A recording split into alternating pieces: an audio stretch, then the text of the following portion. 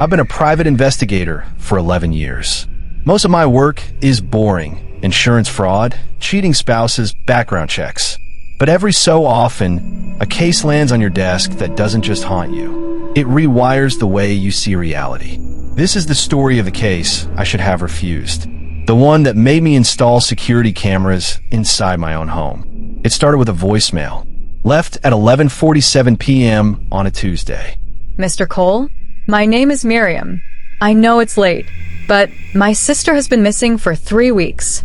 The police say she left on her own. They're wrong. I have money. Please, call me back. She doesn't have much time. The missing woman's name was Kara, 29 years old. No history of mental illness. No drug use. She worked as a graphic designer for a marketing firm. By all accounts, she was stable, happy, and close with her sister Miriam.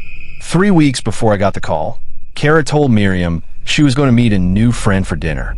A woman she'd met through a local hiking group. Kara never came home. Her car was found parked outside a rental house on Sycamore Lane, an old Victorian at the edge of town. The front door was unlocked.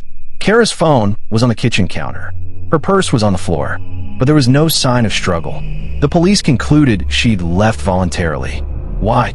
Because the house belonged to a woman named Eleanor Vance, who had no criminal record, spoke to detectives calmly, and claimed Kara had dinner and then left around 9 p.m. Eleanor Vance was 68 years old, a retired librarian, lived alone, no family. The neighbors described her as quiet and sweet. Miriam didn't believe it. She hired me to find out what really happened. I started with the basics. Background check on Eleanor Vance. She had lived in that Victorian for 30 years. Property taxes paid on time. No lawsuits. No bankruptcies. A clean, boring life. But then I found the discrepancy. Before 1994, Eleanor Vance didn't exist. No birth certificate. No school records. No marriage license. She appeared in the county tax records exactly 30 years ago, buying that house for cash. I dug deeper. The name Eleanor Vance was attached to a social security number issued in 1994. That's rare for someone who would have been 38 at the time. Most people get their SSN as children. So I started asking around the neighborhood. Old Mrs. Gable, who lived 2 doors down, told me something strange. She said, Eleanor doesn't like visitors, but she used to have a lot of young women come by. Friends, she called them. They'd show up for a few months, then you'd never see them again. I cross-referenced missing persons reports from the past 30 years within a 200-mile radius. I found 7 women, all in their late 20s to early 30s, who had last been seen near that town. None of their cases were solved. All of them have been classified as voluntary missing. I went back to Miriam. I asked her, did Kara ever mention if Eleanor had a basement? Miriam went pale. She said, Kara told me Eleanor was renovating her basement. She said it was going to be a library. She was excited to see it. That's when I knew I wasn't dealing with a missing person. I was dealing with a predator. I set up surveillance on Eleanor Vance's house. I parked across the street, far back, with a telephoto lens and a parabolic mic. The first 2 nights were nothing. Lights went out at 9 p.m. No visitors. No movement.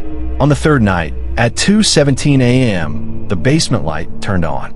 I could see a faint glow through the cracks of the boarded-up basement windows. Not the bright white of LED bulbs, an old, yellow, incandescent glow.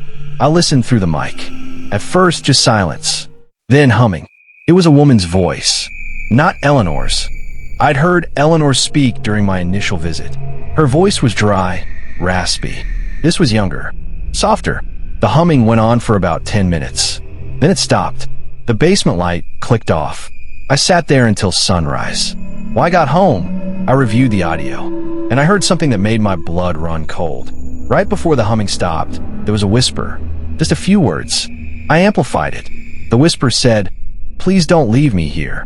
I took the audio to a friend who's a forensic analyst.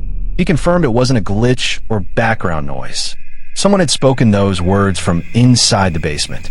But here's the problem. I couldn't get a warrant. I had no probable cause that a crime was happening. The police had already closed the case. So I decided to get inside the house. I waited for Eleanor to leave. She did every Tuesday at 10 a.m., groceries, then church. I gave her a 40-minute window. I picked the lock on the back door. It was an old Schlage, took me about 90 seconds. The kitchen smelled like lavender and something else. Something sweet, like decaying flowers. I found a basement door in the pantry. It was new, reinforced steel with a deadbolt on the outside. That's not a renovation. That's a prison lock. I turned the deadbolt. It clicked open. The stairs were concrete, not wood. And the smell, that's what hit me first. Ammonia, unwashed fabric, and underneath it all, a sweet, cloying rot. At the bottom of the stairs, I found a long hallway. The walls were painted black. There were no windows. At the end of the hallway, a single door with a sliding bolt. I slid the bolt. I opened the door, and I saw Kara. She was sitting on a cot. She was thin, too thin. Her hair was matted. Her eyes were wide, but she didn't scream. She just stared at me like she'd forgotten what a new face looked like. Behind her, on the walls, were photographs. Dozens of them. All young women. Some I recognized from the missing persons reports. And in the center of the room, a wooden rocking chair. In the chair was a wedding dress. Old, yellowed, laid out like someone was waiting to put it on. I whispered to Kara, "I'm here to get you out." She shook her head. She pointed to a small speaker in the corner of the ceiling. A camera. Eleanor had been watching this room remotely. That's when I heard Eleanor's voice come through the speaker. "Calm. Dry. You're early, Mr. Cole. I wasn't expecting you until Thursday." I ran. I grabbed Kara's arm and pulled her up the stairs. She was weak, but she moved. We got to the back door. I heard a car screech into the driveway. Eleanor was back. I took Kara out the front window, shattered the glass with my elbow. We ran to my car. I sped to the police station 2 towns over. They arrested Eleanor that night. But when they searched the basement, they found something even worse. The police searched the basement for 6 hours. Behind a black-painted wall, there was a second room. Smaller. No light. The walls were padded like a psychiatric ward. In the center of that room was a wheelchair. And in the wheelchair was a skeleton. The remains were identified as a woman named Dana. She'd gone missing in 1997, 27 years old. She was Eleanor's first. The wedding dress and the rocking chair, it belonged to Eleanor's mother. I found out later, through old asylum records, that Eleanor had been raised in a cult that practiced spiritual marriage. When the cult disbanded, Eleanor's mother dressed her in that same wedding dress and locked her in a basement for 3 years. Eleanor wasn't just a kidnapper. She was repeating the only pattern she knew. Kara survived. She spent 6 months in recovery. She's in therapy now, lives in a different state. I still get a Christmas card from her every year. Eleanor Vance, or whatever her real name was, pleaded guilty to kidnapping and false imprisonment. She died in prison 2 years later. Never told the police where the other women were buried. We only found 2 more sets of remains before she passed. The house on Sycamore Lane was demolished.